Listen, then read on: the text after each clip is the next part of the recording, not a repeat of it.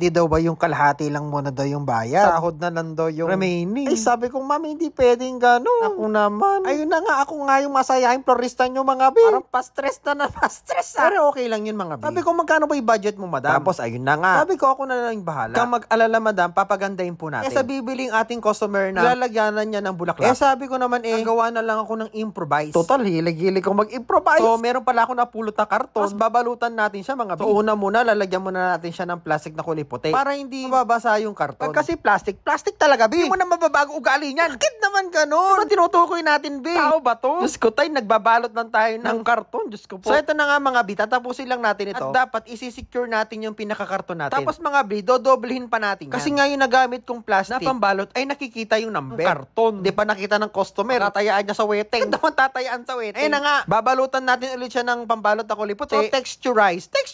Itong ginamit natin na pambalot. So, as usual lang, babalutan lang natin siya ng bonggang-bongga, mga bi, para medyo luminis-linis yung mga gilid-gilid. Tapos sabi ng customer, ayoko niyan.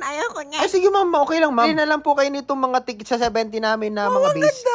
Pag agad yung isip. Charot lang. Ayun na nga, mga bi, lagyan natin agad ng floral foam na basang-basa agad. At sabi ko, nakita ko to. Maganda to ba? Di lalayiningan ko ng ganyan. Para kahit paano ay maging elegante yung lalagyanan natin. Kasi nga daw, mga bi, pangkasal nga ito. Kaya sabi ko, di go. Para maganda yung arrangement mo, bi. Lugi na naman si sir. So, ito na pala yung finished product natin, mga bi. Pwede na natin itong lagyan kahit na anong bulaklak. So, dahil nga nagtitipid ang ating customer, ay buti na lang. Nag-suggest ako na gumawa ng improvise na stand. O ede, ang ganda ng bulaklak na gagamitin namin. So, gumamit lang pala ako ng 20 pieces na bulaklak dyan. So, cream na roses pala yung gagamitin natin. At para bumukang buka, ay binabuka ko siya. Para dumami talaga, mga bi. Tapos, naglagay ako ng tuberosa, mga bi. Bango. So, ilalagay natin sa mga gilid-gilid dyan para ma-emphasize talaga yung pa-flowing niya sa gilid. Sobrang bango nito, mga bi. Parang amoy sampagita. Siyempre, maglalagay din tayo ng mga, kasi nga daw, pangkasal. So, yung best friend pala niya yung kakasal. At gusto niya daw regaluhan yung kanya best friend. Sana all supportive, diba? Ang arte naman ko. Kaya nga, mga bi, mekos-mekos lang natin siyang ganyan. Itipat-sipatin natin. May kalaguyo si Mr. Ay, bakit ba gano'n? Ganon. Tsuka na naman. O, maglagay natin ng solidago, mga bi, para magkaroon ng buhay ng konti. Kulay puti-puti lang, diba? Kumaga, nakaka-enhance siya ng pagka cream and white ng ating mga bulaklak. At syempre, para matakpan na rin yung mga chismis,